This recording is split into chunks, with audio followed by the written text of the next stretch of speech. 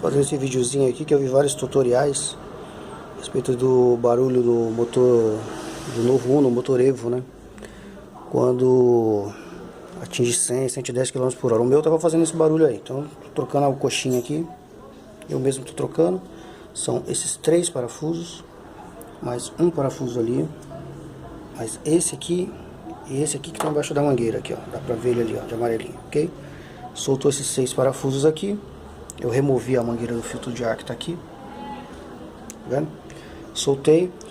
O coxinho está aqui na minha mão. Era original ainda. Meu carro é 2011, né? 2010, 2011. Tá aqui, ó, original. Ok? E pra minha surpresa ele estava quebrado. Tá aqui, ó. Tá quebrado. Tá vendo? Então, já botei o novo.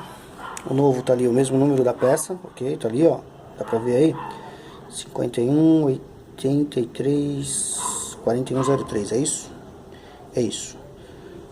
Mês 7 2017, ok. Tá aqui o suportinho. Né, o suporte. O bichinho eu tirei. Chave 17, ok. Chave 17, aqui. Um pouquinho de força e boa vontade. E vamos lá. Eu vou trocar, vou fazer o teste aqui, vou andar com ele para ver se acabou o barulho e depois eu volto aí dizendo alguma coisa. Valeu!